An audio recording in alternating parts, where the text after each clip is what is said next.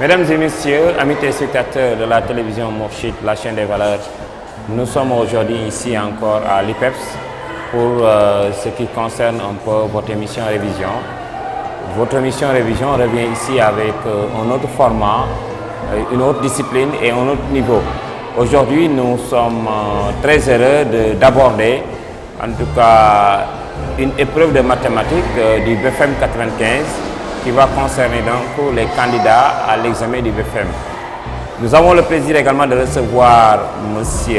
Ngom qui nous a véritablement proposé ce format qui est beaucoup plus pratique. Donc, comme vous l'avez annoncé, nous allons donc aujourd'hui, avec le niveau 3e, voir quelques leçons, quelques chapitres du programme de mathématiques en classe de 3e. Nous allons également donc être beaucoup plus pratiques, plus de pratique en tout cas que de théorie, parce que les mathématiques également sont du domaine de la science et que la science n'est science que dans la pratique. Nous avons le plaisir de recevoir M. Ngom, qui est un professeur de mathématiques au lycée de Ouakam. M. Ngom, nous sommes heureux de vous recevoir et heureux également que vous nous proposiez un nouveau format pour donner à l'émission un nouveau visage. Au lieu de théorie, comme nous l'avons fait avec les professeurs de philosophie et de littérature, aujourd'hui nous passons droit au but, comme on dit, à la pratique. Je pense que les mathématiques également ont ce charme-là d'être en tout cas une discipline de la pratique. Absolument. Voilà. Donc très heureux de vous retrouver et de retrouver les téléspectateurs de Mourchid TV, surtout les candidats au BFM du Sénégal 2015. D'ailleurs, c'est pourquoi je leur propose le BFM 95. Et donc, il y a de cela 20 ans. Donc, on va ensemble voir les notions au niveau des exercices des différents chapitres traités et en même temps faire l'exercice et expliquer les notions pratiques et courantes dont les élèves ont besoin pour comprendre les chapitres. Merci M. Ngom. Donc, mesdames et messieurs, comme vous l'avez constaté, aujourd'hui, avec cet exercice, nous aurons l'occasion de visiter les vecteurs, la factorisation, la géométrie dans l'espace et les systèmes d'équations. Vous allez donc découvrir en fait avec nous que ce BFM 95 nous propose 4 exercices. Et parmi ces 4 exercices, nous avons 4 leçons du programme de mathématiques en classe de 3e. Donc, une pierre deux coups, cet exercice nous permettra en tout cas de revenir sur les grandes orientations de ces 4 leçons-là, que sont, nous l'avons annoncé, les vecteurs, la factorisation, la géométrie dans l'espace et les systèmes d'équations à 2 inconnus. Absolument. On va passer à l'acte. Oui, bon, on va d'abord pour le premier exercice, parlant des vecteurs, nous allons d'abord définir ce que c'est qu'un vecteur. Définition succincte. Un vecteur, c'est une expression géométrique de la forme AB et sous ce format-là, un segment AB, on peut définir un vecteur A et B, représentation géométrique, qui a pour origine le point A et extrémité le point B. Donc un vecteur défini par 4 caractéristiques. Un point d'application, le point A, un point d'extrémité, le point B, ensuite la direction qui est celle de la droite AB, le sens celui de A et B et la norme qui n'est rien d'autre que la distance AB. Et donc c'est ça qu'on définit, c'est comme ça qu'on définit un vecteur qui est en quelque sorte une fléchette qui a un bout, un commencement là, et donc le pic de la fléchette qui est le point B, la longueur de la fléchette, le sens que prend la fléchette, et c'est exactement ça, comme ça qu'on définit géométriquement un vecteur avec ces 4 caractéristiques. Professeur, en fait, en définissant les vecteurs, oui, nous avons également l'habitude d'entendre les notions comme vecteur nul, vecteur opposé. À quoi consiste justement ces... Absolument. Donc, dans la même foulée, un vecteur nul, c'est un vecteur AB déjà noté AB de cette façon. C'est ça le vecteur AB. Mais à ce vecteur-là, on peut associer la notion de vecteur nul. Un vecteur est nul lorsque maintenant le point A et le point B sont confondus. En quelque sorte, la distance A et B est nulle, est réduite au néant. Ça veut dire en quelque sorte A, B égale vecteur nul si et seulement si le point A est confondu au point B. C'est exactement ça. Un vecteur nul, c'est la superposition de 2 points avec la distance A et B réduite. C'est exactement ça, comme ça qu'on définit un vecteur nul. Et c'est noté par un 0 surmonté d'une flèche qui est dirigée de la gauche vers la droite. Exactement, c'est comme ça qu'on définit un vecteur nul. La norme du vecteur AB, notée comme ça, n'est rien d'autre que la norme du vecteur nul et la norme du vecteur nul. C'est égal à 0. C'est la distance exactement égale à la distance AB. C'est ça. Comme ça qu'on définit un vecteur nul. Un vecteur sera dit maintenant opposé. Vecteur opposé. Vecteur opposé. Deux vecteurs opposés U et V sont opposés lorsque U et V, lorsque, premièrement, U et V ont déjà la même direction, U et V ont la même direction, même norme, U et V aussi ont la même norme. La même norme, je disais norme c'est la distance, hein, c'est la distance qui sépare l'extrémité de l'origine du vecteur. Mais aussi, alors U et V peuvent être confondus ou U et V peuvent être strictement parallèles ou collinéaires. On parle de vecteurs collinéaires. Mais la notion d'opposé s'oppose un peu à la notion de même direction. Vous dites U et V ont la même direction et on dit effectivement dans un sens assez profane que c'est opposé. Est-ce que véritablement... Et vous venez directement de dire le mot U et V sont de sens opposés. Oui. U et V sont de sens opposés. Les sens de U et V sont opposés. Ça veut dire ici, nous en mathématiques, on reconnaît la notion de direction et la notion de sens. La direction, c'est contenu par une droite, alors que le sens, c'est l'orientation maintenant de la gauche vers la droite, de la droite vers la gauche.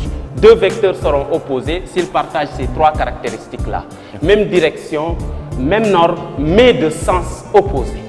Donc, le vecteur Wakam-Dakar-Plateau, c'est la même chose que le vecteur Dakar-Plateau et le vecteur Dakar-Plateau-Wakam sont opposés, puisque de là-bas, de Wakam, on vient vers Dakar et de Dakar-Plateau, on part vers Wakam. Et donc, voilà un exemple vecteur très concret. Maintenant, quant aux vecteurs égaux, quand est-ce dit-on que deux vecteurs sont égaux? Vecteurs égaux, exactement. Et donc, ça renvoie un peu à ça, vecteurs égaux. Deux vecteurs égaux vont maintenant partager, au-delà de ces deux premières caractéristiques, la caractéristique du même sens. Donc, ils auront la même direction, même norme et même sens. Et c'est exactement ça, au lieu de dire maintenant mais de sens opposés, et ils auront désormais le même sens. Au-delà de ça, U et V ont le même sens, la même direction si vous voulez, la même direction. La direction, je rappelle qu'elle est portée par une droite. Par une rue peut-être, la rue Blaise Diagne. U et V ont la même norme. Ont la même norme, mais aussi U et V ont le même sens, même sens. C'est-à-dire, ils sont orientés suivant la même direction. Oh, d'accord. Un exemple, parce que ces exemples-là peuvent nous permettre un peu de donner, en tout cas, en fait, de façon même orale. C'est-à-dire que quand est-ce donner un exemple de vecteurs égaux de vecteurs dans la vie même de tous les jours. C'est-à-dire que des exemples partants qui peuvent permettre donc... Bon, des vecteurs au niveau de la ville de Dakar, et on peut en trouver. La rue 6 par rapport à la rue Blaise Diagne, c'est par exemple porté par deux vecteurs qui sont égaux. Tout dépend de la direction. Vous sortez de Dakar Plateau vers Wakam ou vers l'université, de la rue de la radio ou de la télé Mourchid vers l'université, de la rue 6 vers la mosquée, vers encore le rond-point Gueule-Tapée, et donc ce sera deux vecteurs égaux. D'accord. Vous prenez les sens opposés, celui-là qui quitte Mourchid vers Sam et l'autre qui quitte Gueule-Tapée vers la mosquée des Tal. Et donc ce seront deux vecteurs qui sont opposés dans la vie courante, sur ce qu'on rencontre ici. Avant de revenir un peu sur la somme des vecteurs et tout, j'aimerais maintenant que vous nous expliquiez, nous autres profanes, c'est quoi l'intérêt de l'étude maintenant des vecteurs? À quoi on a besoin un peu de connaître toutes ces données-là? Attention, les vecteurs ont beaucoup d'utilité. Dans la vecteur, vous qui s'activez au niveau des médias, quand même, vous avez besoin des vecteurs. Vous avez besoin peut-être du signal satellitaire. Et le signal satellitaire est orienté par un vecteur, parce que pour lancer un satellite dans l'espace, on a besoin d'un vecteur. Et c'est ce vecteur-là qui met le satellite sur orbite pour que vous puissiez recevoir le signal comme cela se doit. Et c'est l'intérêt des vecteurs, la distance, la norme du vecteur du point de lancement vers l'orbite du satellite là, où doit voguer le satellite pour pouvoir renvoyer les images sur Terre. Et donc ça, c'est un vecteur. Et cette distance-là, ce sera la distance de lancement. Vous allez à la NASA, par exemple, cette distance-là est calculée et calibrée. Vous ne pouvez pas dépasser. Parce que si cette distance-là déborde, vous n'êtes plus sur orbite, mais vous serez sur orbite ou sous orbite. Et alors qu'on doit placer le satellite sur orbite. D'accord. Pour pouvoir recevoir le bon signal. Les images. Exactement. Voilà. C'est véritablement pour utiliser votre technologie, pour parler de la télé, de la radio, c'est véritablement l'intérêt aussi des vecteurs. Des vecteurs, d'accord. Voilà donc, mesdames et messieurs, comme nous l'avions annoncé, nous sommes là avec M. Ngom pour être vraiment de façon beaucoup plus pratique. Au-delà, M. Ngom, en fait, on voudrait peut-être, est-ce que vous pouvez un peu revenir sur la somme des vecteurs avant maintenant qu'on passe à l'application pour quand même nous orienter vers, de façon beaucoup plus pratique vers notre exercice qui est en fait donné au BFM 95. Au BFM 95.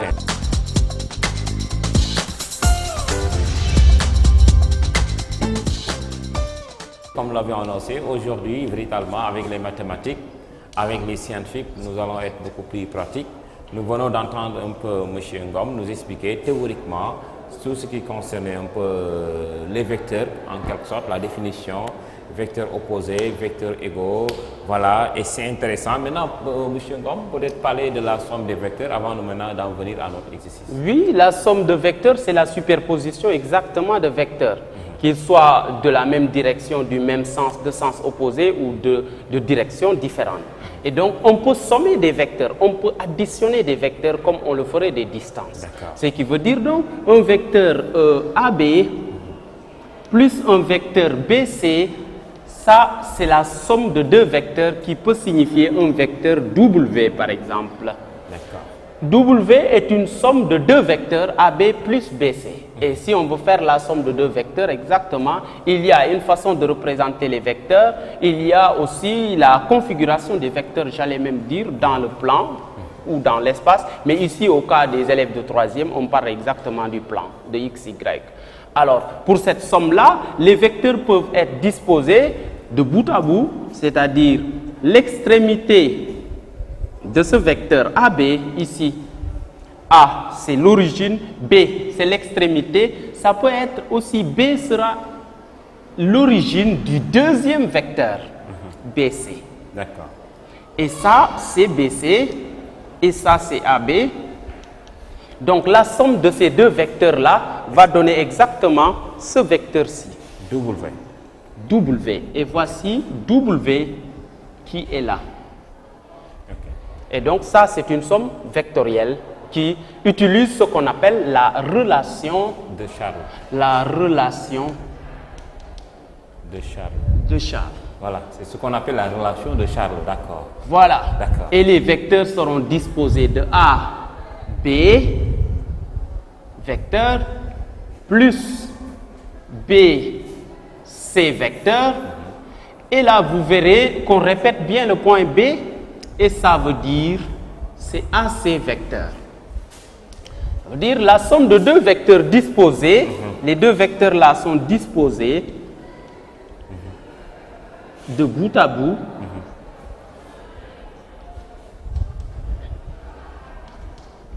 Donc, le bout du premier vecteur est l'origine du deuxième. Et c'est ce qu'on représente ici, on matérialise ici au niveau du point B, qui va disparaître naturellement dans la somme vectorielle. Et le vecteur somme sera le vecteur constitué des extraits de l'origine du premier vecteur et l'extrémité du deuxième vecteur. C'est exactement cette fameuse relation qui est appelée la relation de Charles. Ok. Il y a aussi oui. Ce qu'on appelle la règle de...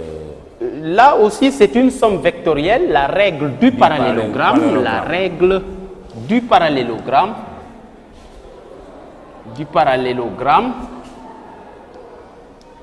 La règle du parallélogramme. Ici, les vecteurs ne sont pas disposés de bout en bout. Les vecteurs ont ce qu'on appelle la même origine. C'est une disposition de cette manière. Ah, d'accord.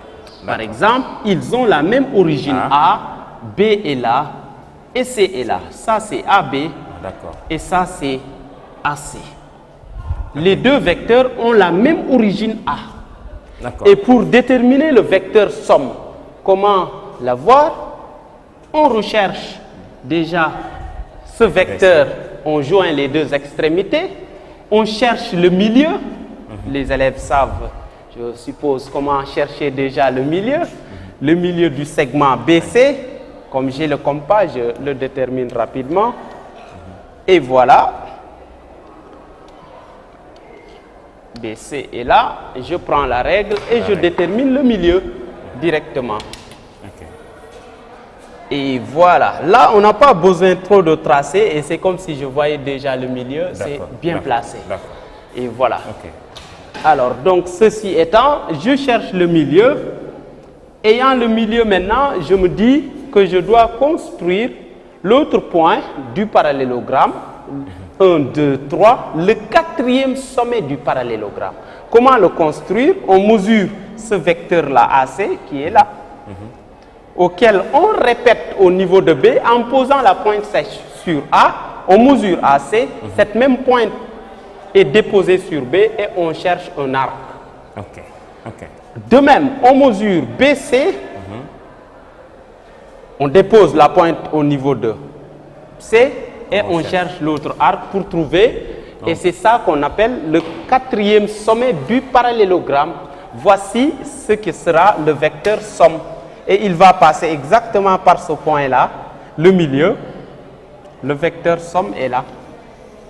Exactement. D'accord. Mais pourquoi cette règle est ainsi appelée la règle du parallélogramme? Elle est appelée la règle du parallélogramme parce que le point D qui sera là, vous allez même apercevoir qu'il est le quatrième sommet de ce parallélogramme-là. A, B, D, C. D'accord. Ça. D'accord. A, B, D, C. D'accord. A, B, D, C. Vous regardez bien cette figure, elle ressemble à un parallélogramme. Et comme on a les trois sommets du parallélogramme, on détermine le quatrième. C'est pourquoi on l'appelle la règle du parallélogramme. C'est ce point D qui est recherché, qui est l'extrémité du vecteur somme. Ce sera le vecteur AB plus le vecteur AC est égal au vecteur AD. D'accord. Voilà. D'accord. La règle du parallélogramme. Je pense que également c'est intéressant à ce niveau. Est-ce que, je ne sais pas, on pourra aller directement à notre exercice pour voir maintenant peut-être passer de la théorie à la pratique. Voilà, ça c'est une forme de rappel. Mesdames et messieurs, on avait besoin quand même pour passer à l'exercice, passer par un rappel. Je pense que ce que nous venons de faire, M. Ngom, pourrait être considéré comme étant un rappel, en tout cas réfléchir un peu à la mémoire, avant d'aller donc dans le vif du sujet. Absolument. Il est quand même bien de camper le débat sur les vecteurs avant d'attaquer les exercices, parce qu'on dit communément, avant de faire des exercices, il faut relire son cours, revoir les formules usuelles avant même d'attaquer les exercices. Et c'est ce qu'on en fait. On rappelle les formules de base, les définitions, les vecteurs, et etc. On attaque l'exercice. Bien que dans l'exercice, la première question a trait à la notion du milieu d'un segment. On peut rappeler aussi que lorsqu'on a un segment AB, ici, AB, on peut déterminer son milieu et le milieu de ce segment aussi a des caractéristiques. Suivant les vecteurs, ce milieu I peut être déterminé comme je viens de le faire et déterminer I qui est là, milieu de AB. I aussi peut être traduit comme étant le milieu de AB, mais aussi sous forme de relation de distance, mais aussi d'une relation de vecteurs. La distance, on dira que I est le milieu de AB. AB, ce sera un segment. Mais aussi la distance AI, en termes de distance, sera la distance IB. D'accord. D'accord. La distance AB, c'est aussi un demi de la distance AI. Mais on peut traduire ces notions de distance vues dans les classes précédentes en termes maintenant de vecteurs en respectant et la direction et le sens de parcours. Mais professeur, vous parlez de milieu d'un segment. Parfois aussi on parle de centre de gravité. Est-ce qu'à ce niveau également, il n'y a pas une équivoque à lever? Oui, là peut-être on va passer à 3 points parce que le milieu d'un segment, c'est la relation vectorielle à partir de 2 points. D'accord. La relation vectorielle à partir de 3 points renvoie exactement au point que vous venez de souligner, le centre de gravité. Traitons d'abord le cas de 2 points, passons à 3 points et à 3 points ABC. On va trouver le centre de gravité, la formule du centre de gravité et qui est une relation vectorielle très célèbre. D'accord, d'accord. Okay. D'accord. Alors, ces relations-là, je disais, vecteur, ces distances AI, c'est égal à IB. AI, c'est égal à IB. En termes de vecteurs, maintenant, on peut exactement respecter ça. AI égale IB. Il suffit de le constater sur la figure. Vecteur AI, c'est aussi égal au vecteur IB ici. IB, j'utilise une autre couleur pour mieux vous montrer ce que cela signifie. Voici le vecteur IB, mais aussi là, vous aurez le vecteur AB, AI, exactement. Okay. Et donc, il y a l'égalité vectorielle. D'accord. Comme aussi, cette distance-là peut être transformée en relation vectorielle qui est un demi de AB qui devient un demi du vecteur AI. D'accord. Alors là, il faut véritablement respecter le sens de parcours. Bien que la distance AI c'est égal à la distance BI, mais vous ne pourrez pas dire que le vecteur AI est égal au vecteur BI. AI et BI. Tout à l'heure, j'ai vu la notion de vecteur opposé. Oui. Et donc, exactement, AI et BI sont opposés. Ils ont l'extrémité de AI, c'est I, mais l'extrémité de BI aussi, c'est I. Et donc, ces deux vecteurs, AI et BI, sont opposés. D'accord, d'accord. Parce qu'ils ont la même distance, parce que c'est le milieu, même direction, parce que porté par le segment, par la même droite, mais aussi deux sens opposés. D'accord, donc mais en termes d'égalité, on ne peut pas dire que AI égale BI. En termes d'égalité vectorielle, puisque c'est le centre. En termes d'égalité vectorielle, non, on dira maintenant que AI égale moins BI. Parce que c'est ça qui définit les vecteurs opposés. D'accord, ok, d'accord. Deux vecteurs opposés, c'est le signe moins marque l'opposition. Voilà, parfaitement. Exactement. Parfaitement. C'est ça. Alors, en utilisant cette formule-là, qui peut être écrite autrement, qui veut dire aussi pas AB égale 1 demi. Bon, pas AB égale 1 demi, égale 2 fois, j'allais dire. C'est 2 fois AI. C'est AI qui vaut 1 demi de AB. AB égale 2 fois AI. Exactement. Et pour dire aussi que AI égale 1 demi maintenant de AB. Voilà, c'est ça que j'avais voulu écrire en premier lieu pour rappeler la deuxième formule que je n'avais pas déjà écrite. Voici la formule du milieu de segment. Et on peut utiliser cette formule pour déterminer en tout cas pas mal de formules, retrouver pas mal de résultats au niveau des vecteurs en mathématiques. Rapidement, voilà. Avec le centre de gravité. Avec le centre de gravité, il y aura 3 points ici ABC. Parce qu'un triangle est formé de 3 points. 3 points maintenant forment un plan. Et c'est dans ce plan qu'on va voir ce qu'on appelle le centre de gravité. 3 points A, B, C. A, B, C. Comment détermine-t-on le centre de gravité? C'est le point de rencontre des médianes. Okay. Alors, les médianes, je peux les construire rapidement. Je détermine le milieu de AB, le milieu de BC, le milieu de AC et je fais passer les médianes ici, là. Ici, oui. Et voilà. Ça, c'est les milieux de ces segments-là, milieu du segment-là, milieu, je peux les noter. C', milieu de AB, B', milieu de AC et A', milieu de l'autre. Et ce point G sera appelé centre de gravité. G est le centre de gravité. Et le centre de gravité. Et le centre de gravité.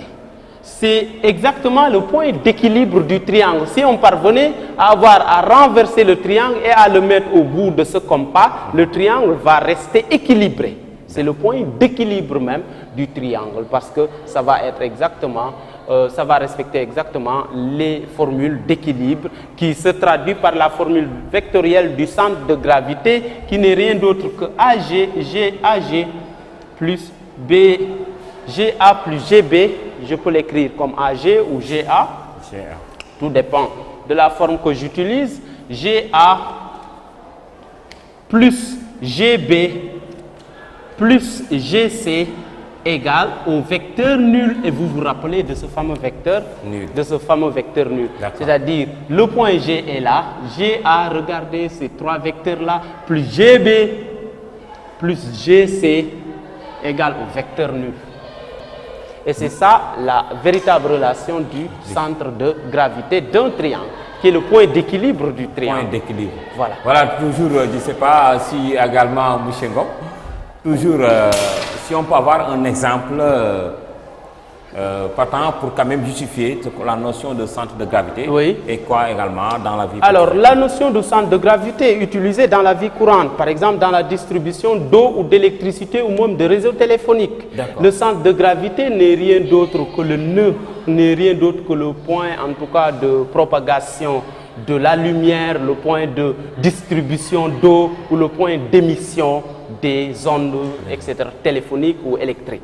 Par exemple, 1, 2, 3 quartiers, par exemple, quartier A, quartier B, quartier C, ils veulent placer un château d'eau dans le quartier.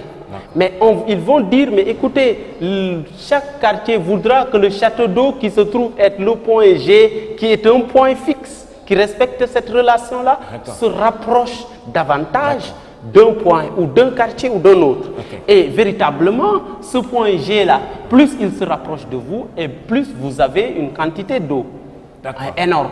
En cas de coupure ou en cas d'insuffisance de fourniture de réseau ou d'eau, en tout cas, vous aurez peu de difficultés par rapport aux autres à avoir le liquide précieux.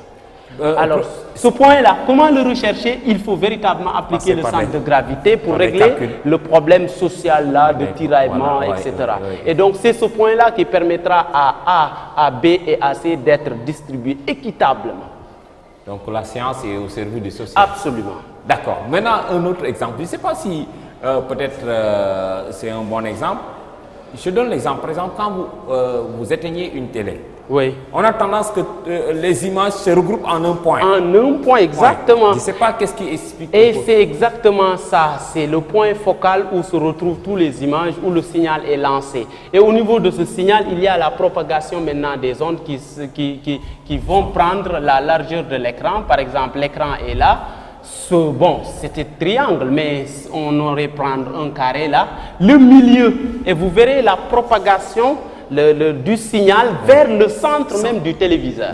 Lorsque vous éteignez brusquement là également, on est dans le centre de gravité. Absolument, c'est le centre de gravité de l'écran, parce que tous les signaux se regroupent au centre de gravité, et c'est là-bas où il y a une propagation des ondes qui vont se disperser vers les extrémités, les parois, en tout cas de l'écran, pour véritablement avoir un éclairage correct. Parfaitement. Donc c'est pour en fait dire aux parents et également aux autres élèves que les mathématiques sont véritablement utiles parce qu'elles nous permettent un peu de régler des questions véritablement sociales avec l'exemple très éloquent que vous venez de donner. Absolument. Nous allons maintenant passer à la pratique. À la pratique. De la théorie à la pratique. À la pratique. Notre Oui. exercice, je ne sais pas si on peut lire encore L'exercice. pour que les téléspectateurs puissent peut-être avoir une idée sur l'exercice. Véritablement. Et, voilà.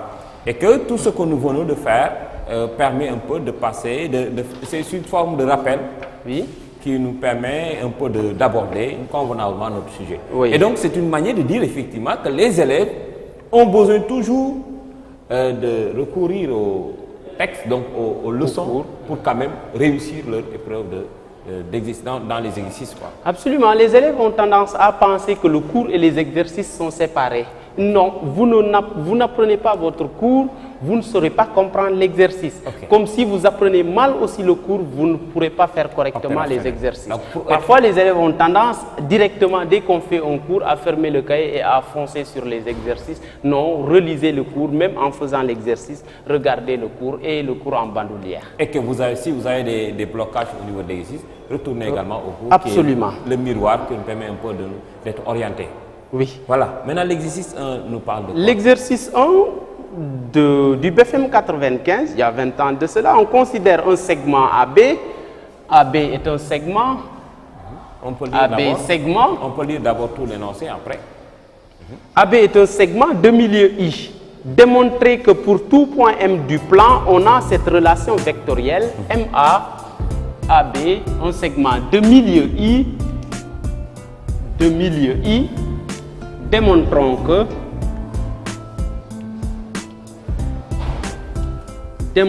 que quel que soit M appartenant au plan, on a ceci, MA plus MB égale 2 fois le vecteur MI. Égale 2 fois le vecteur MI. Et voilà ce qu'on nous demande de démontrer pour la première question. Alors ici, on utilise la relation dite de Charles. AB est un segment, I est un point. Et bon, voilà, la relation de Charles me permettra d'intégrer le point I dans cette relation vectorielle et d'avoir directement le résultat. En quoi faisant? En disant MA, c'est ça, vecteur, plus MB vecteur est égal à. J'intègre directement le point I au niveau de ces vecteurs en utilisant ce que j'appelais la relation de Charles, la fameuse relation dite de Charles.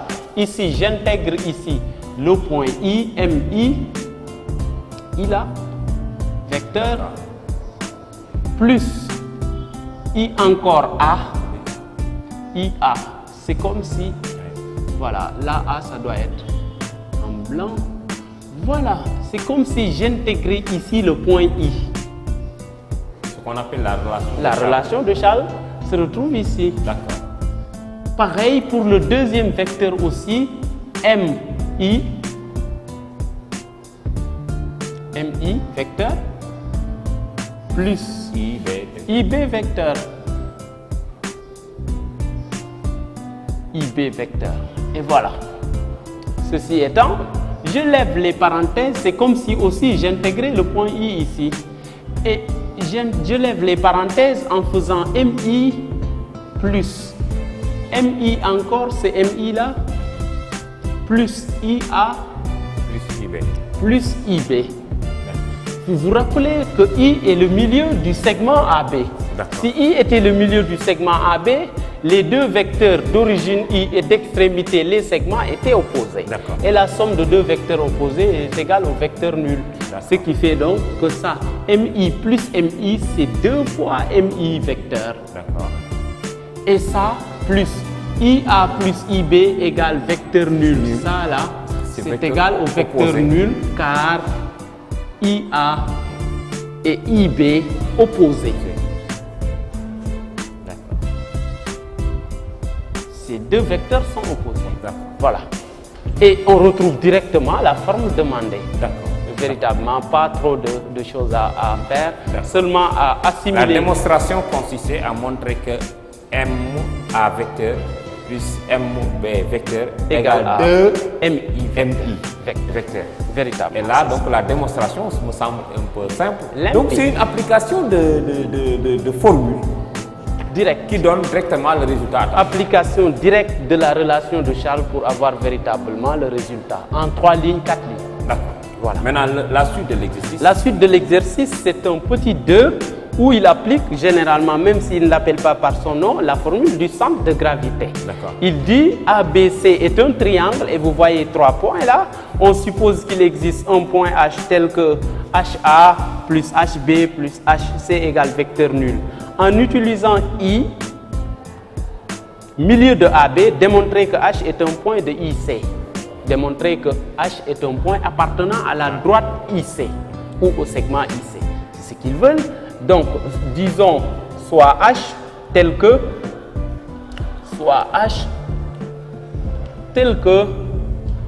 HA plus HB plus HC égale au vecteur nul. Et là aussi, il nous indique déjà la voie que I est le milieu du segment AB. En utilisant I, milieu du segment AB, on fait comme on avait fait ici, Avec là, la mais relation de ici, Charles. 3 fois, on l'avait fait 2 fois ici, et là, on le fait 3 fois, et on regroupe les HI. D'accord. Voilà, en le faisant, on a HI plus IA plus HI plus IB. Je vais vite parce que bon, C'est ça. je considère que D'accord. c'est déjà connu. HI plus IC et ça, c'est égal au vecteur nul. Est-ce qu'on peut pas marquer donc les I comme c'est le milieu du segment? Comme c'est le Voilà. milieu, je les mets en exergue, Oui. si vous voulez. Voilà, HI à nouveau et IC là. Voilà. D'accord. Et là, vous regroupez, regardez, vous avez HI. Déjà, j'ai 3 HI vecteurs. D'accord. Là, IA plus IB, la même formule revient D'accord. égale au vecteur nul. Donc, plus IA plus IB plus IC égale au vecteur nul. Mais IA plus IB, on l'a démontré tantôt. On l'a montré tantôt que c'est le opposé. vecteur nul. D'accord. Parce que les deux vecteurs là sont opposés. Les deux vecteurs étant opposés, je dis donc 3HI Plus IC. plus IC, ou je peux même dire plus IC si vous IC. voulez, égale Égale vecteur nul. Oui. Ce qui veut dire donc, voilà, que je peux rassembler les HI en diminuant l'autre ou de dire d'intégrer ici, parce qu'on me dit ça appartient à la droite IC. IC, ça veut dire quoi? Ça veut dire que le point H appartient à la droite IC. Ça veut dire HI égale 1/3 de CI. On peut le dire ainsi. On peut le dire ainsi. En transformant à nouveau, on obtient ceci. Une dernière transformation, parce qu'il sera aussi facile à faire. Ça fait donc 3HI égale à CI. J'ai intégré, j'ai inversé et j'ai changé de place directement pour ne pas véritablement perdre une ligne, ce qui veut dire HI égale 1/3 de CI. 1/3 de CI. Et voici la relation. Ça veut dire que le vecteur HI et CI sont collinéaires.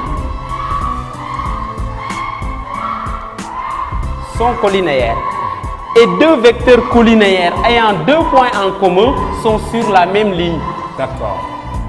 Deux vecteurs collinéaires ayant un point en commun, qui est le point I, sont collinéaires et sont sur la même droite. Donc, H appartient au segment CI. CI. C'est juste ce dont on avait besoin. D'accord. Certes, il y a un théorème ici qui dit ça, que si deux vecteurs sont collinéaires, portés par deux droites parallèles, dès qu'il y a un point commun à ces deux vecteurs, alors ces deux vecteurs sont confondus. D'accord. Et c'est véritablement ça. C'est ce qu'ils ont voulu dire par l'exercice 1 et ce serait tout pour ça. Pour la notion de vecteur, bien qu'il y a quand même des choses intéressantes encore à revoir, mais on s'est simplement limité à l'exercice 1. D'accord. Concernant les vecteurs. Voilà. Maintenant, professeur, nous allons aborder également la deuxième partie. Oui. Se trouve être donc la géométrie dans l'espace. Absolument. Voilà, qui est également, en tout cas, un domaine assez complexe pour les élèves. Ils m'ont longtemps suggéré donc de revenir sur ça. Je pense que donc ça doit être quelque chose de très complexe à leur niveau. Oui.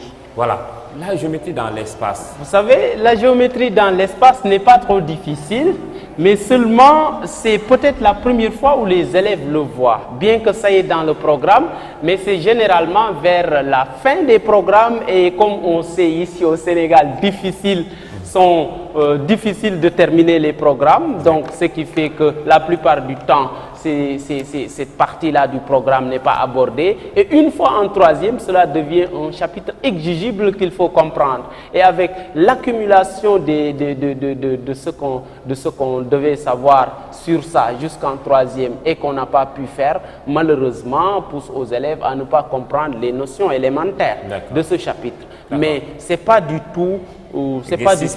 difficile. On va mettre exercice 2 maintenant. Ce sera la géométrie dans l'espace. Première chose, pour faire un petit rappel à nouveau, ce sera la notion de cône. Exercice 2. Exercice 2. Géométrie dans l'espace. Géométrie dans l'espace. C'est vrai qu'il faut rappeler, en fait, pour la plupart des sujets de mathématiques au BFEM, il y a très souvent donc cet exercice qui concerne un peu cône de la géométrie.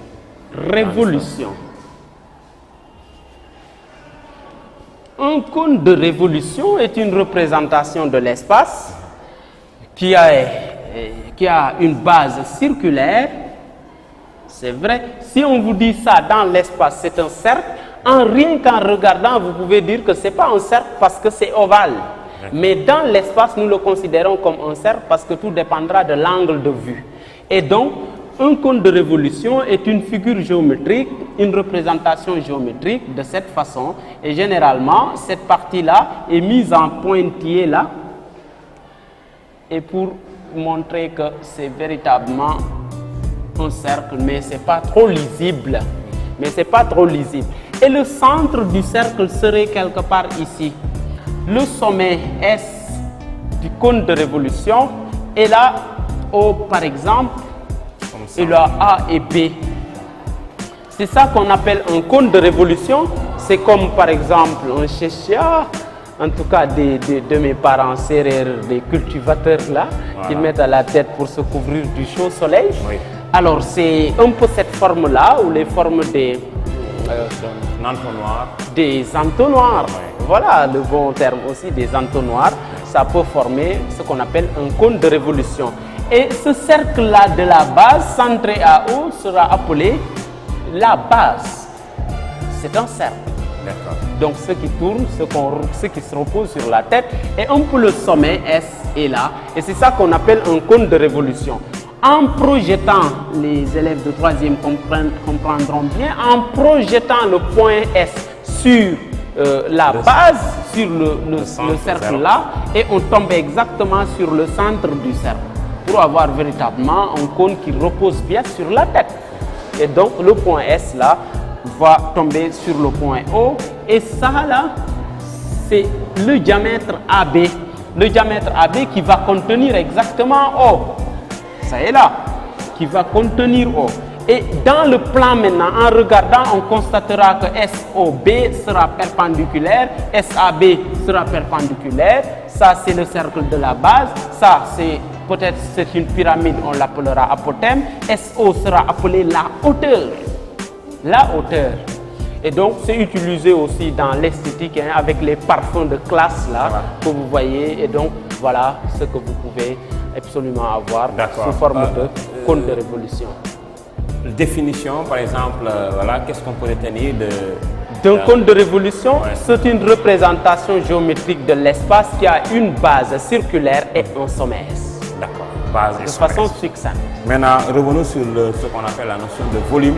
La notion de volume, on peut directement donner la formule du volume du cône de révolution.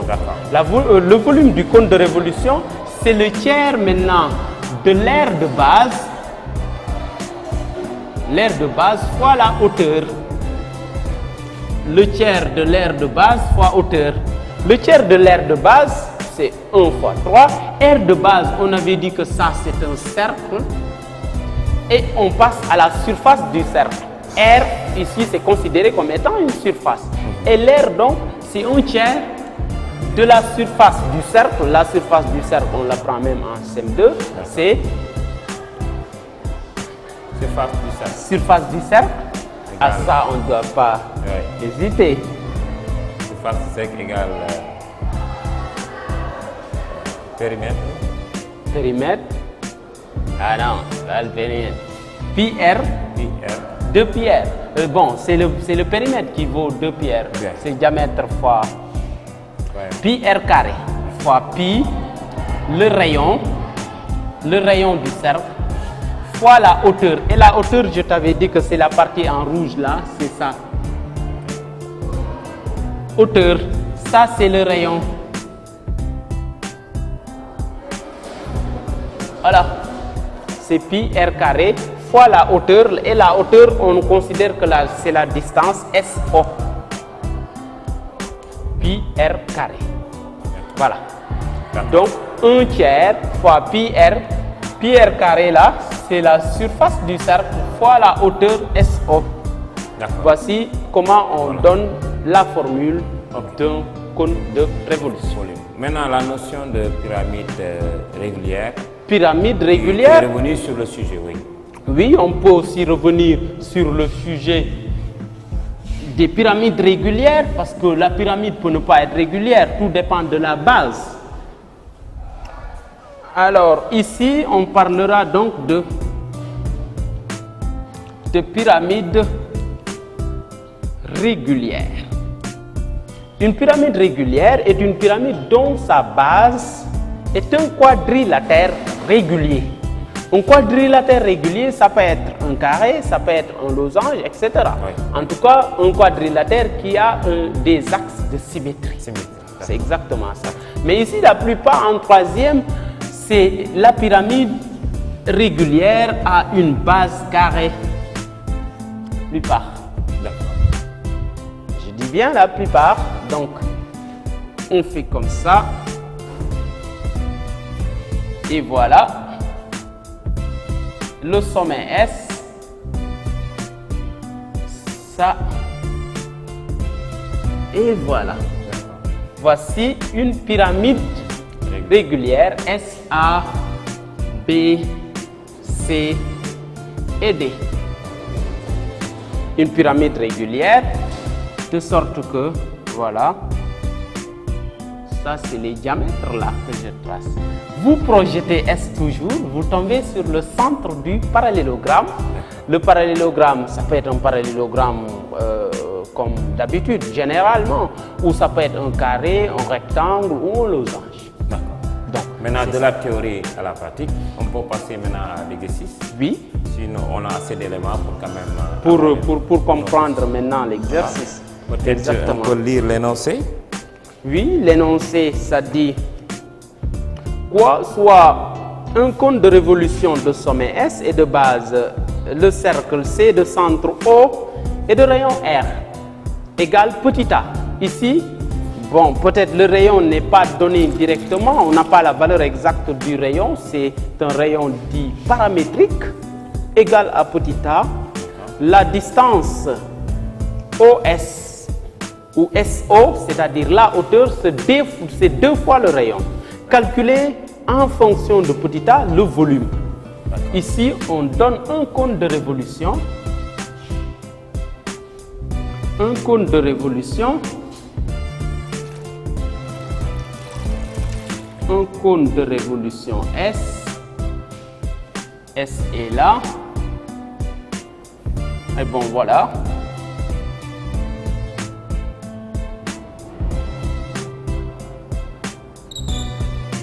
Voilà. Alors, voici le cône de révolution AB, le centre O, et on me donne la distance là, OA, c'est petit a.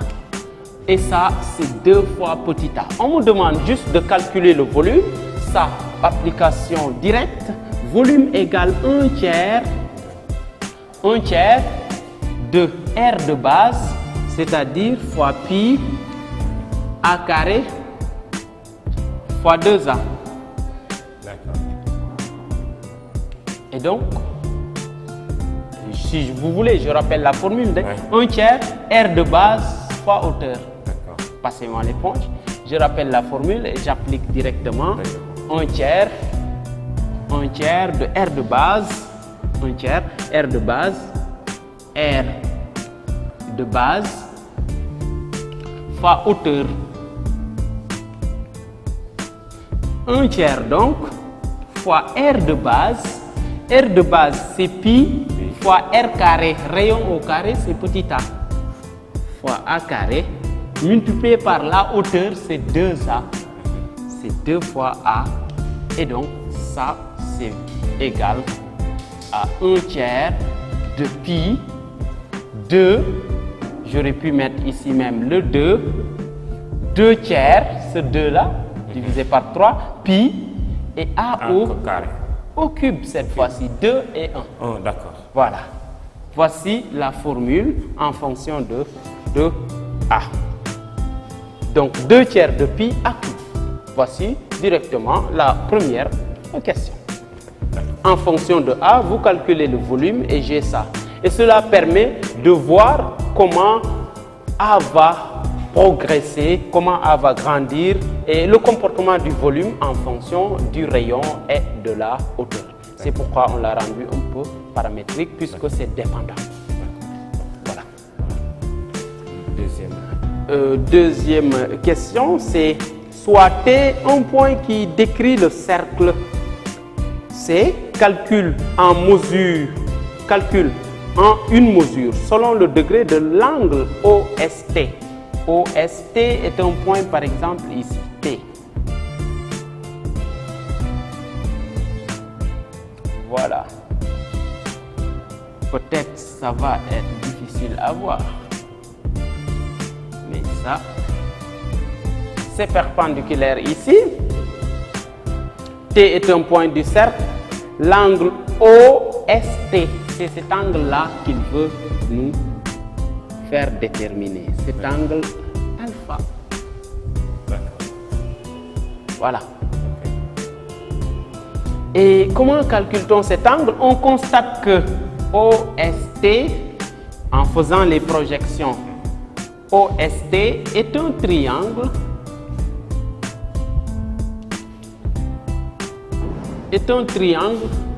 rectangle